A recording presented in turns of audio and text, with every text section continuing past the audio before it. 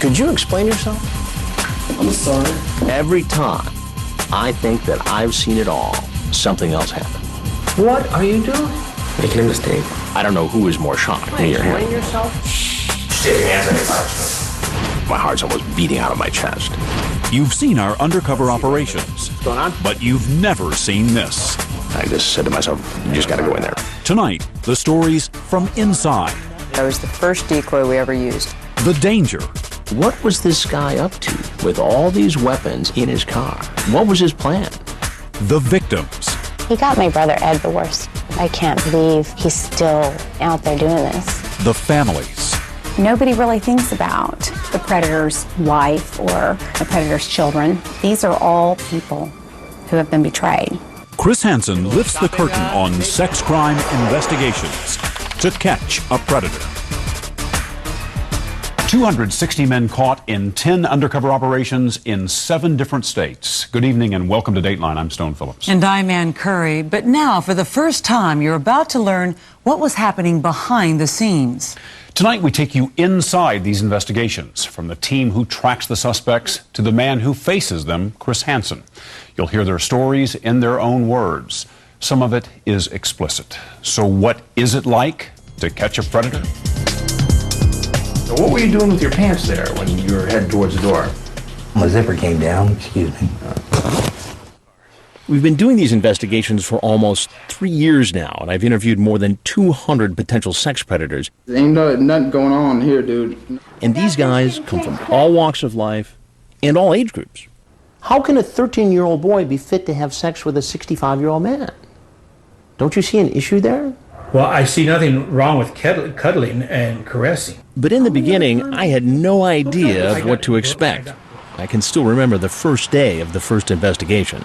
I had heard about Perverted Justice. I had heard about their work in the chat rooms, posing as 12, 13, 14-year-old kids. But I honestly wondered if anybody would show up. And the IMs start popping up. The producer and Chris kept asking, are you sure people are going to show up? You sure this isn't a waste of time? And, of course, people showed up. When this first guy was walking up the driveway and it became clear that he was actually going to come in the house, my heart's almost beating out of my chest.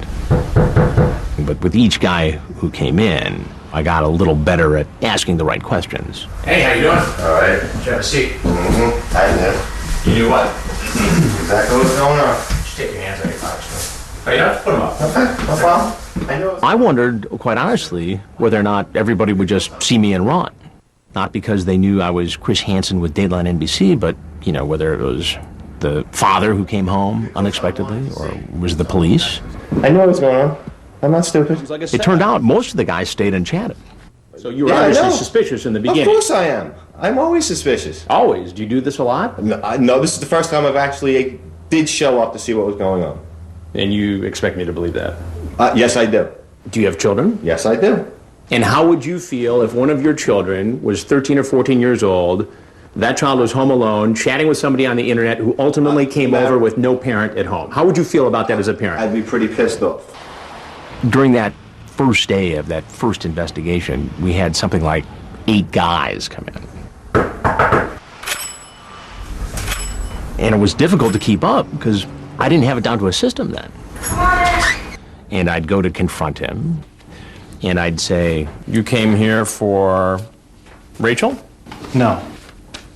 Jocelyn? No. Lori? No. Turned out it was the wrong transcript. I had to go back to the dining room and get the right transcript. It was for Beth. Yes. And say, "Oh, you were here for the 14-year-old girl." Goes, "Oh, yeah, that was me." And continue on from there. Hey, is this John? That was the first decoy we ever used in To Catch a Predator. When I had joined Perverted Justice, I had come on board as a contributor in February of 2004. And about a week later, I got a phone call from Frag saying, "Hey, could you come up to New York this weekend?" And I showed up to the house, and the producer took one look at me and said, "So you'll also be the physical decoy for this operation?" And I said, "Yeah, sure." Just come on in and sit at the counter. I gotta finish getting dressed. So suddenly I was playing male and female and ages 10 to 15 and every ethnicity in between. Okay, listen, just say something to me. What do you want me to say? I say, Rachel, you're 19 years old, right? I'm not, though. You know I'm I don't know that. Eddie was a classic. When Eddie shows up, he has this long, tense, drawn-out conversation between Dell, posing as the teenage girl, who's standing next to me. And I'm looking at Chris like, what do I do? And Chris, tells me spin it out a little bit, does a little hand motion. I told you I was 14. You saw it, you said it back to me. What are you talking about? No. Not as far as I know. As far as I know, you're 19 years old, right? But Rachel? Can you read between the lines? And finally Chris was like, which is apparently the universal sign for go ahead and tell him. So I said, can you just say that? yes, I'm 19 years old. Okay. And so finally he comes in, and then I approach him. My intentions are not anything, so I just want to protect myself, that's all. But she told you on the internet she was 14. 19, she wrote on the internet. Oh, really? Yeah, that's what On the internet? Yes. You want to stick with that story? That's what I thought she wrote. You want to see the transcript? I'm sure you have it. He tells me he's a television producer, and at that moment, it was kind of a breakthrough for me because, you're always walking a fine line. You want to be serious. It's a very serious topic, but you can also be clever about the way you ask the questions. Where are you a television producer? I work independently right now. Yeah. It's ironic because I work in television too, with Dateline NBC. Okay. I don't get permission. And right there was a flicker in his eye when he realized what he was in for. I haven't done anything wrong at all. If you go into the transcripts, a time and time again, everything that was said. Picture this. Everything. Picture this. You lying back, eyes straddle your chest. It sounds like you were looking to have a sexual experience with this girl, Rachel, who we were talking about on the internet. I mean, I don't know what other conclusion you can draw. You can search me for a condom. I don't have one on me. I wouldn't have sex without one. Besides, she's supposedly a virgin, so she's never had sex anyway, so I certainly wouldn't want to be the first. Kind of sounds like you might have been excited about the fact that she was a virgin in here. No, I don't think so. You don't see that in there. And in fact, all you see is just little test scenarios. He then tells me that he thinks it's great what we're doing. I'm very interested in your story. I think it's a great thing that you're doing. I think it's something that you should certainly do more and more and bag people left and right. This is real time. This is real time. This is happening right now. Save as. Very first sting was quite an experience. It was a lot different than they are anymore. Dell and I were stuck in the corner of a stairwell. This is what a 13-year-old girl looks like at Perverted Justice. At the house, we went from Frag and I being perched on a single desk in a hallway at the top of a staircase. So if I rolled sideways, I was going down, to having an entire room set aside where we've got our webcams up and we've got our phone verifiers in position and we've got all these new technologies that we're using. And Frag's gone from having a hallway window to look out of. It's just a matter of getting in the door. To having something like 7 monitors pyramided around him. It was quite exhilarating that it worked out and that they showed up and that, we got to expose it on national TV. You can't put me on TV.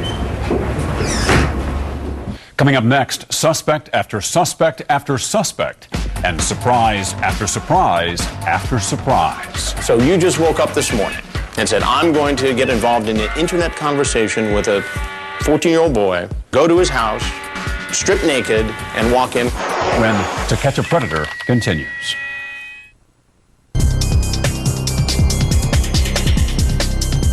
Every time I think that I've seen it all, something else happens.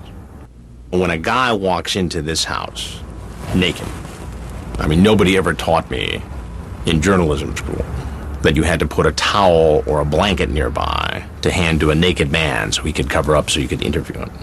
Could you explain yourself? I'm sorry. Why don't you go ahead and cover up? Certainly. I'm sorry. What kind of conduct is this? I'm sorry, I've never done this before. So you just woke up this morning and said, I'm going to get involved in an internet conversation with a 14-year-old boy. I'm going to go to his house, strip naked, and walk in with a 12-pack of beer. No, sir. What would have happened, John, if I wasn't here? I probably would have chickened out, sir. But when that same guy surfaces in a chat room the very next day and agrees to meet another young boy at a fast food restaurant, and we confront him again, it was hard for me to assemble the words to approach him. I have been in television for 24 years. I just came to get something to eat. And I have very seldom been at a loss for words. Sir, I just came to get But something I to don't eat. even know what to ask you first. We're in Fort Myers. It's late at night on a Saturday. And we're expecting this guy to show up. That's him right there. He's pulling in the driveway. Who has had a conversation with a decoy. He wants her to do this bizarre sex act involving a cat and Cool Whip. She says she'll consider it if he'll strip naked when he walks in the house. I'm gonna find my cat quick, okay? Just strip in there and I'll be out with the cat. But you never really think somebody's going to do this. But sure enough, there he is. And this guy is moving so quickly, naked. Where are you?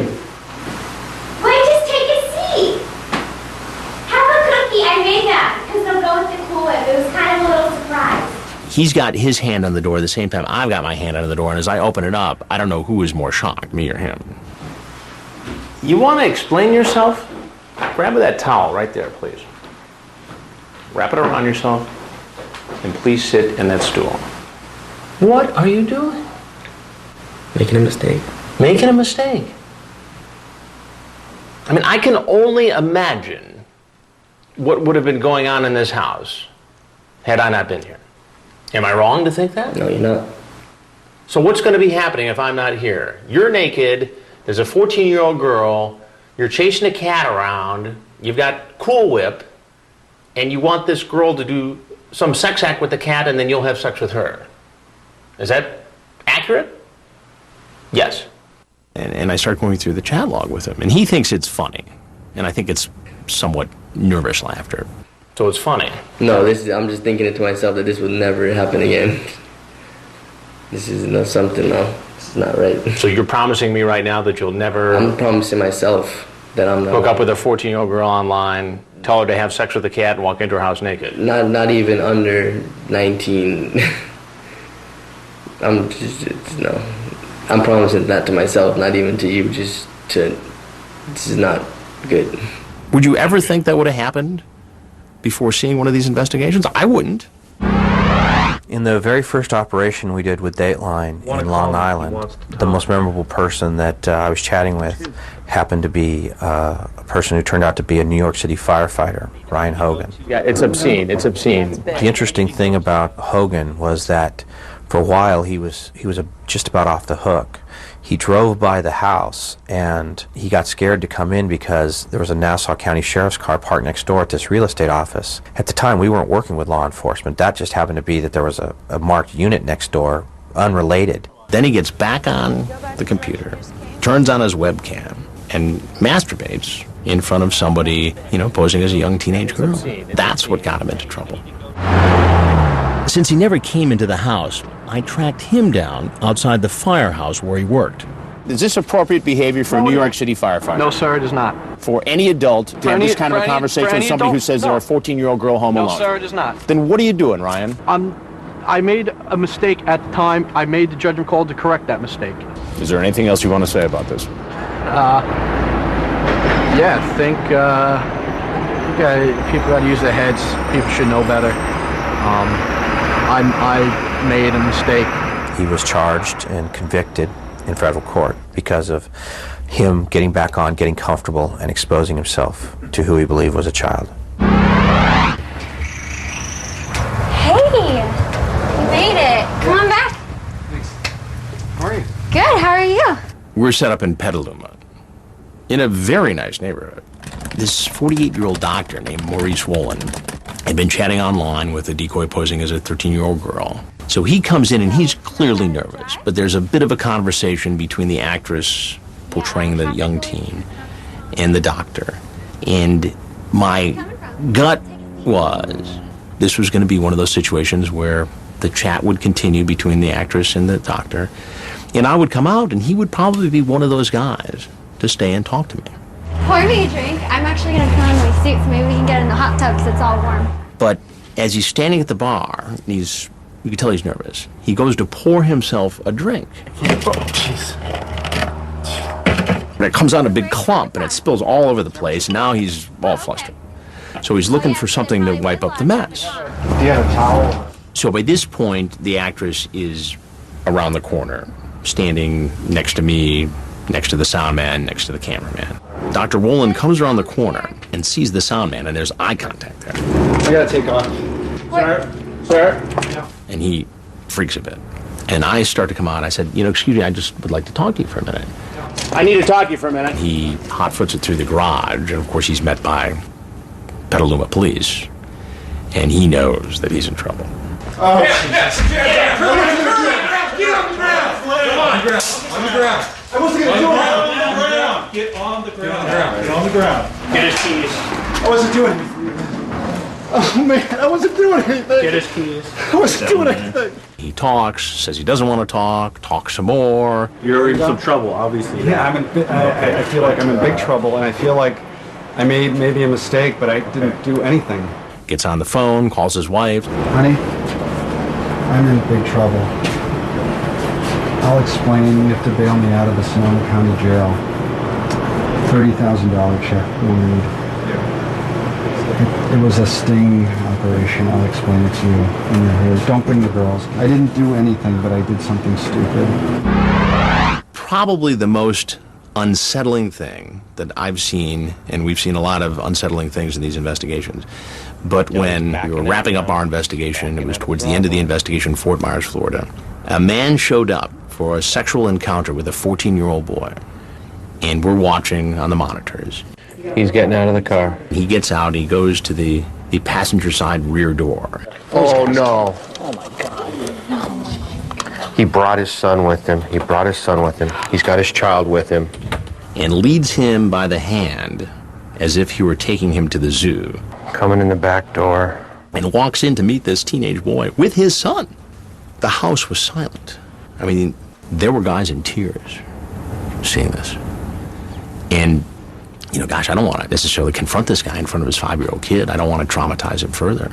I got to tell you something, and I'm going to tell you just straight up right now. Yeah. I'm Chris Hansen with Dateline NBC. Okay.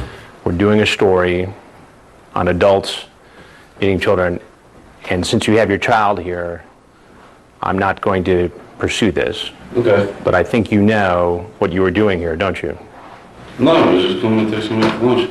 My point is, because your child is here, I think it'd be best if you just went ahead and left. Yeah, I agree. I'm never going to do this again. And he walks out in the scene of police arresting him. Sir, right there. You come here. You come here. Let go of the child. And sweeping this 5-year-old boy off his feet. It was tough to watch. It was very tough to watch. Coming up, what viewers want to know, we answer questions from you. One of the questions that we get asked more than any other question is, why don't you guys bust women?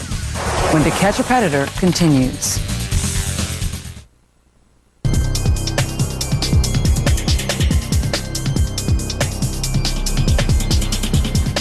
Viewers are always asking if I ever feel I'm in danger. There he is. He's right there, Stegman. We've had guys who talk in their chats about how they never go anywhere without a gun. That makes me nervous. Get on the ground! The police arrested the guy before he came into the house. And in fact, we found out later that the guy had a shotgun in his car. And we find out that he was a Marine sniper at one point. I didn't listen to my sixth sense that kept me alive in Iraq, and I didn't do that here. Did you have any guns in the car? Yes, I did. I have my shotgun. It pretty much goes anywhere with me. I think the most well-known, the most remembered person to surface in one of these investigations is Rabbi David Kay. Hello? Hi. Hey, hold 1 second. I gotta change my shirt, okay? Okay.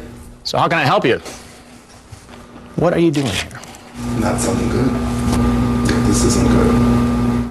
Not good? I think that's kind of an understatement, isn't it? You sent pornographic pictures. That's a federal offense right there. Okay, look. You know I'm in trouble, and I know I'm in trouble.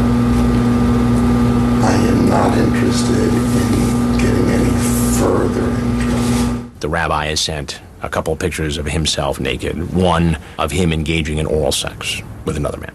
I am Chris Hansen with Dateline NBC, and we're doing a story on computer predators. No, come on. And he is coming at me because he wants it. He's not even thinking that, we could have 1 million copies of it already. You don't want to touch it. You don't want it. You've got to stop this. Sit down. It's at that point that Ron Knight, our security man, steps in, and he leaves. That was tense, but at the moment, I really didn't think I was, facing, any great danger. Flagler Beach, Florida. Part of me thinks we dodged a bullet. This is one of those nights where everybody was pretty tired. If he was serious that he'd be here, So about 9:30 at night, we broke down. And of course, about 5 minutes after we get back to the hotel, cell phones are going off. So we scramble back into position. And somewhere in this time period, we get an indication he might be a police officer, which means he might be carrying a weapon, which means it's a better idea to have the police make a traffic stop, and we can get the crews there very quickly afterwards. So the police stop him, and he identifies himself as a law enforcement officer. They search him. They find a .38 caliber pistol in his pocket. In his car, they find an assault rifle, a shotgun, and another handgun. Hundreds of rounds of ammunition, bulletproof vests, a still camera, and a video camera, among assorted other items. I realized at that moment that I could have been standing there in this house confronting a man who had a loaded gun in his pocket. I wonder what this guy would have done had there really been a young teenage girl home alone. What was he going to do with the video camera, the still camera? Who knows what would have happened to a young girl? I wonder also what would have happened had there been a confrontation. How does he react? That's why we try to take all the precautions we can. He later pleaded not guilty. His lawyer told us he always carries those weapons because he's a police officer. We've gotten hundreds of emails from viewers asking, is this entrapment? Okay, open up the door. Hi, how you doing? Entrapment is when a person who would normally not commit a crime commits the crime because of police misconduct. In this situation, there was no police misconduct. There was no police conduct which caused these people to come to the place to try to have sex with a minor. So that's not entrapment. 4:00 p.m. is Gear Jammer. How can it be entrapment when you set up a profile, you present it with no illicit things about it, strictly innocence, and they contact you? And they are the ones that begin talking about wanting to have sexual encounters with you. They initiated it. Because they get caught once they've initiated it is not an entrapment issue. We've done 10 investigations now, and we've never caught a woman. I gotta throw my clothes in the wash, okay? One of the questions that we get asked more than any other question is, why don't you guys bust women? And it's not for lack of trying. It's not like we're out there, just with girls. We've got boys out there. We've got everything. But women just generally aren't internet predators. In terms of just a woman of her own accord hitting on one of our kids, we just haven't had it happen. The closest we've ever come to catching a woman was in Georgia. She told a perverted justice decoy she was going to come with her boyfriend for group sex. The woman chatted on the phone with a decoy named Aaron. Bill, how are you? This is Aaron. And we're like, oh, there is a woman. And she had this conversation, and she was going to come with Marvin. Marvin ended up showing for the girl, but the woman, Phyllis, didn't come. And the police, I believe, are actually still trying to figure out whether or not they're going to arrest her or not. The man has pleaded not guilty and is awaiting trial. And a lot of people ask us why we keep doing these investigations. I feel like a dumbass couldn't find your house. I think we're covering a continuing story. This problem isn't going away. We've done 10 investigations so far, and I'll bet you that we could walk into virtually any town in America and do it again. I gotta finish getting changed, Kat. Well, I want you. When we catch somebody who has committed a sexual assault in the past, especially when you're talking about the sexual assault of a child, to me, I think that's satisfying to expose somebody like that. So let me get this straight. You were accused of doing the very same thing that you're out doing tonight. I had no intention of this. In the one case in Ohio, Kevin Westerbeck, I mean, there was a frustrated detective chasing this case for a couple years where he sexually assaulted a young female relative who had sought his company in the middle of the night because she was afraid as a thunderstorm was coming in. She was staying with him for the weekend that he had improperly touched her in a way that would amount to rape under Ohio law. And it wasn't until Westerbeck surfaces in our investigation that he ultimately pleads guilty in this earlier case. Did you want me the cop or the robber? Oh, I don't care. Thomas Bodner, some 20 years ago it turns out, he sexually assaulted 3 children in one family. And here he is in our hidden camera house. He's running. And he makes a run for it, and the police arrest him. What'd you do your time for?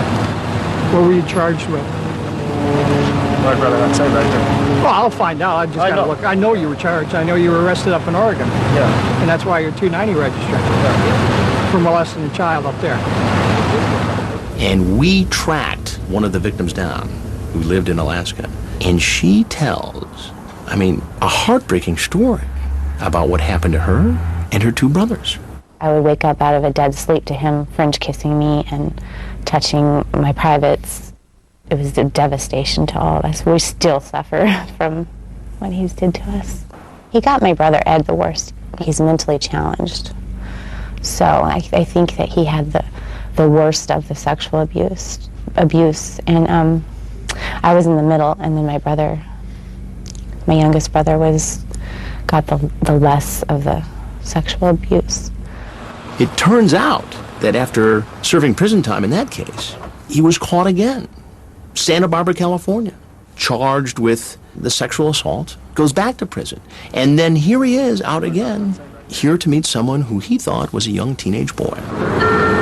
He's pleaded not guilty, and he's waiting for his day in court.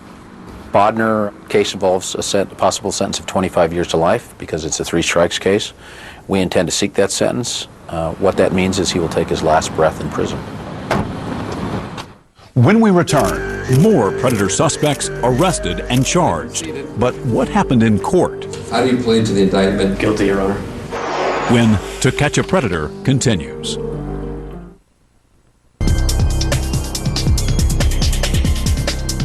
Sheriff's office, put your hands up! Of the more than 200 men charged in our investigations, not one man has been let off. In every case, the man has either pleaded guilty, been convicted at trial, or his case is still pending. I gotta ask, you still gonna be up for tonight? We'll see. So how can I help you? Rabbi David Kay. He was indicted. Now, presumably, you counsel families and children in your position as a rabbi. What are you doing as a man of God, as a rabbi, in this house, trying to meet a 13-year-old boy? He requests a bench trial in federal court. In other words, no jury. He just goes before a federal judge. He's convicted, sentenced to 6.5 years in federal prison. Partly because the judge said the rabbi lied when he testified in his own defense, that he really didn't think there was a 13-year-old boy home alone. Sheriff's office, let me see your hands. Get on the ground! Get down! In Greenville, Ohio. You have the right to remain silent. You understand that right? Yes. 18 of the men were arrested. 7825, code 6. Out of those 18, 17 have already been to court and found guilty, but 2 of them went to trial. I'm gonna go and get ready. I'll be upstairs in the first bedroom, okay? Okay. With Rob Klein, when we were at trial with him, his main issue was, hey, I drove there, I even stopped down at the church and tried to debate whether I should come to the house or not. I was actually just going to stop by here to let her know that I wasn't going to be here because I have to go meet with other people. Wait a minute. You came by here to tell her that you weren't going to come here. The jury just felt that, you know, if you were really thinking about abandoning it from the church, you would have gone home. 16 men out of the 18 have been sentenced. Why don't you just tell me what you do for a living? I'm a teacher. And what grade do you teach? 6th grade. 6th grade. The 17th one, How do you plead to the indictment as amended? Guilty, Your Honor. but is still to be sentenced sometime in April. Go ahead and be seated. Sentencing on these 16 men have ranged anywhere from 30 days in the local jail to 11 months in prison. You say, would you get naked? I just don't want to get cold, she says. You say, have sex? Now, a moment ago, you told me this wasn't a sexually oriented conversation. I was just talking. Just talking. In Kevin Westerbeck's case, he was given 11 months. In another county right next to us, he had received a 10-year sentence for actually rape. You are classified as a sexual predator. When the judge sentenced him in ours, he took his sentence and he ran it concurrent. I was mad. Why did our sentence run concurrent? You know, why didn't it run consecutive? Why should this guy be turned back out? Why is just 11 years enough? Why shouldn't it be 12? Hands up. Keep walking. Just relax. Anything sharp in your pockets? No, sir. In Riverside County, California, there were 51 men arrested. They were all charged. They're all being prosecuted. Oh, God. With the exception of 17 who have pled guilty. We didn't offer any plea bargains to any of these individuals, no deals whatsoever. The two longest sentences, one was given to Daniel Allen. You visited people who you met online who said they were 13 before? Well, yeah, 13 or 15. So it's not the first time you've done this? Well, no, wait a minute. And the other one was given to Hoy Chan. They were both 3 years in state prison. They got the longest sentences because the judges in their case realized the incredible harm that could have occurred. And so they got the sentences that they deserved. Quite frankly, all of them deserved those sentences. I knew it. I knew it was a setup. No, I need you to sit down, please. I need you to just arrest me and take me to jail and execute me. I need to talk to you first. Because you know what? I didn't bring anything. I didn't want to do anything. Well, why did you come here, though? Help me to understand. Because I'm a sick son of a bitch. I've never done it before. I talk about it online all the time. I've never done anything with anybody except my wife. Ever. The Walter Bapps case involves a teacher from Corona who pled straight up at trial. You have right to speak with an attorney and have him present before. He decided to plead, throw himself on the mercy of the court. He's pending sentencing. That's coming up in April. There's the Homeland Security agent. I think that case will go to trial. My father was a police officer. I was a police officer. I worked for the Department of Homeland Security. Okay. I understand you guys have a job to do, and I'm not trying to tell you anything else other than that. I swear to God, as God is my witness, I'm wearing a St. Michael's medal right now. Okay? I was not going to do anything with her. Every cop in this country, you put a bad mark on him. I know, sir. And there are other cases that may go to trial as well. What they're going to argue, I have no idea. I would imagine that they're going to talk about entrapment. But once people see those communications, those written communications between the defendant and what appeared to them to be an underage child, and then they see the interviews done by Dateline, I can't imagine anybody being successful at trial. Please, oh my God! Put your hands up. No! Put your hands up. You're on your knees now. Hands up in here. In Long Beach, California, 35 men were arrested. Long Beach, please put your hands up. Stop right there. Please, stop your bike. Get on your knees. Get on your knees. 18 so far have pled guilty, and the remaining 17 are still fighting it out in court. Our standard offer on the case was essentially 18 months in state prison. None of the defendants have accepted our offer of state prison. They have fallen on the mercy of the court, and in those cases that have pled out, basically the judges have given them a probationary sentence. A lot of these guys are getting straight probation and no time, but they are having to register sex offenders, which is a good thing. I can't demand a judge to give a guy state prison. I can only ask for it. That's their role to determine what the sentence should be. Get down on the ground! Get on the ground! Get down on the ground! Down! Get on the ground! Get down on the ground! 20 people actually showed up in Harris County On the ground! Get on the ground! to meet with a person they thought to be 15 or younger. All right, good afternoon. I'm Judge Webb of the Harris County Magistrate Court. Out of those 20, at this point to date, we've had 14 go to court and plead guilty in our Superior Court of Georgia to criminal acts. The sentences range anywhere from 10 years with 2 years to serve, with the remaining 8 years being on probation, all the way up to 6 years to serve, with 25 years being put on probation. I don't want to destroy my life. Well, you made the decision to walk in here. I know, sir, but I wasn't going to do anything, I swear. That's not what it sounds like in this chat log. Yes, I was just fooling around, sir. Damn, you're very sexy. You have a boyfriend? I know, sir. Sorry. Sorry, please. So you ever been with an old guy before? No, I need you to stay in the chair, please. Sit down, please. Please, sir. Mr. Resticruz, he was the military member. He actually got 5 years, the balance of 25 years on probation. I would like to think Georgia has been tougher in sentencing than most states because we're looking out for our kids. We're very conservative in the South. We put a big value on family. For that reason, we're looking out for our children. Coming up, how our investigations took on a life of their own. Hi, fella. Who are you? I'm Chris Hansen from Dateline. Can I ask what the heck you were doing coming to see a 12-year-old girl in the middle of the night? When To Catch a Predator continues.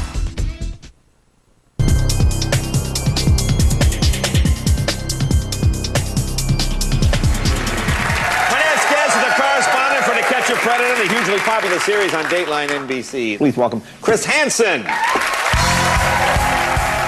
When we began our investigations into online sexual predators, we knew it was an important story, and we knew it would be eye-opening. We knew people would say, oh my gosh, this is really going on.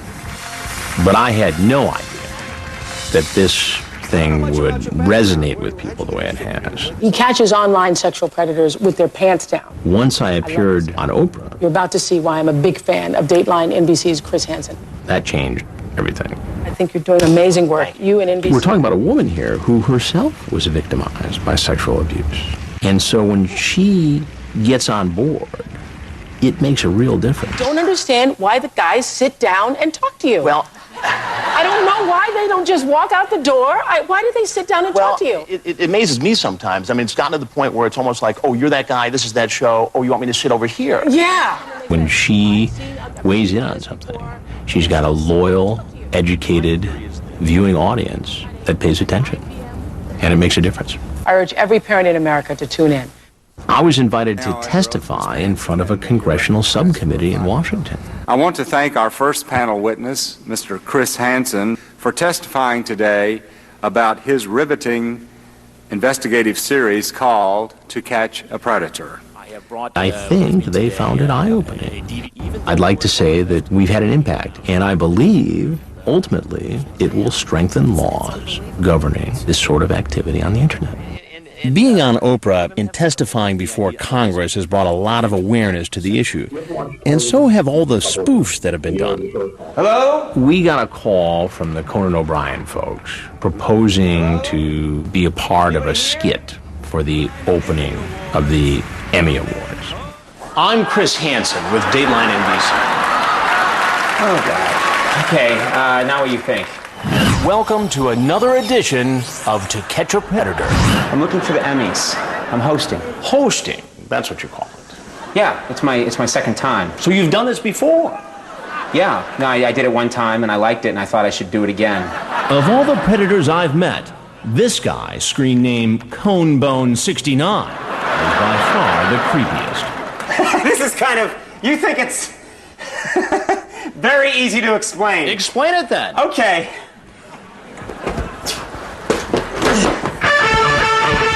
I think it was funny in a way. We didn't show any disrespect for law enforcement or for people who've been victimized by this crime. There have been spoofs on Saturday Night Live, Studio 60 on the Sunset Strip. Hi, fella. Who are you? I'm Chris Hansen from Dateline. Can I ask what the heck you were doing coming to see a 12-year-old girl in the middle of the night? Let's say you meet someone on MySpace and want to arrange to meet them in person. Okay. Like maybe you're going to meet them at their house. What's your question? What's the best way to make sure that Dateline's not going to be there? I got a call from the folks at 30 Rock asking me to do a cameo appearance as myself. Should I grab a plate? Essentially, the main character's boyfriend goes into the kitchen to get something to eat, and Tina Fey is flipping through the channels, and To Catch a Predator comes on. And there's the boyfriend walking into the house with balloons. Good evening, sir. I'm Chris Hansen with Dateline NBC. Can I ask you what you're doing here tonight? Oh, yeah, I'm here to boff some chick named Mary. Boff some chick? Oh, my God. And do you know how old Mary is? 22, I think. We'll try again. Oh, crap. I have the transcript. That girl said she was 16, but I swear to God I could tell she was 22. Get out! She's 13 years of age. It's amazing to me when you go to YouTube and some of these other sites where people post these videos that they make, how many parodies are out there. They take a lot of time to create, and some of them are pretty darn clever. Did you bring any wine with you, or did you bring condoms? Hi there. Whoa, scared me. Chris Hansen, Dateline NBC. Why don't you have a seat? Come on, Dad, I know who you are. I need you to have a seat. Come on. Right there. So what are you doing here? I live here? Oh, you live here? So, I'm Chris Hansen. Are you Chris Hansen? No, who's Hansen? Who has papers here? I have a paper. That's it, I'm on. Now, wait a minute. Sit down. Where are you at? There are people who have taken issue with what we do. You know, perhaps we should expose the problem as much as we have, or in the manner we have. But the vast majority of people who stop me to talk about the story thank me. Coming up, the families of the men caught in sex crime investigations. What happens to them? The toughest thing I had to do was to tell my children about the arrest. When To Catch a Predator continues.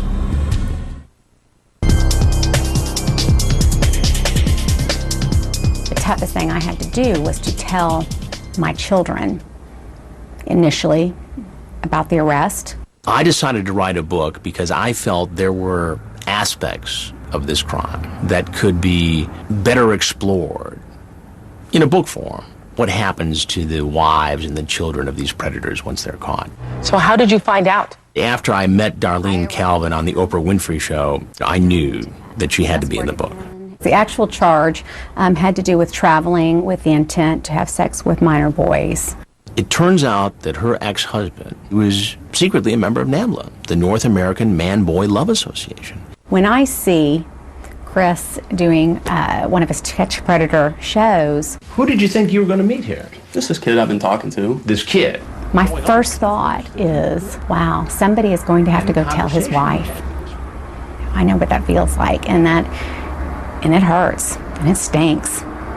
No, I need you to sit down, please. I need you to just arrest me and take me to jail and execute me. I need to talk to you first. Nobody really thinks about the predator's wife or the predator's children, the predator's best friend, the predator's next door neighbor. And these are all people who have been betrayed.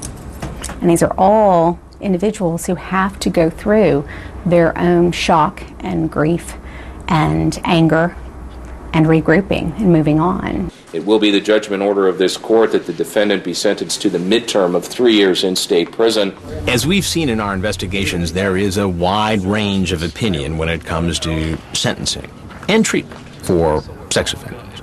I met a man named Bob Schilling who has one of the most unique points of view when it comes to this issue. I spent 4 years of my life being sexually abused, and it was one of the most painful times of my life.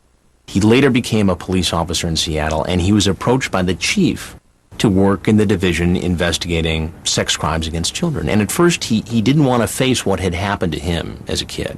Unfortunately, my mother walked in one time when it was happening, and she turned around and walked out. And that was the low point in my life, because I thought, my God, if my own mother doesn't even know how to protect me, how am I going to protect myself? Oh, please, God! So I can assure you that I have no love for sex offenders. But through my years of being a law enforcement officer, I know what works. Treatment works. Making sure that these offenders have jobs. Making sure that they have places to live. But of course, not everyone agrees with him. Counseling doesn't help at all. And this is an irresistible impulse that these individuals cannot control and have no desire to control. I am an absolute firm believer in strict punishment, getting them treatment, and then letting them get on with their life when they come out. Go ahead and be seated. Knowing who they are, How do you plead, sir? watching them, making sure that they are held accountable, but let them get on with their life. I have looked into the eyes of more than 200 of these guys, and I have read every word of every chat log these guys have generated, and it has given me a unique perspective on this problem, and I thought it was important to share that experience with people. You can read an excerpt from Chris Hansen's book on our website. You'll also find a complete online safety kit with guidelines on how to protect your children from internet predators. Just log on to dateline.msnbc.com. That's all for this edition of Dateline Tuesday. I'm Ann Curry. And I'm Stone Phillips. We'll see you again tomorrow for Dateline Wednesday at 8, 7 Central. For all of us at NBC News, good night.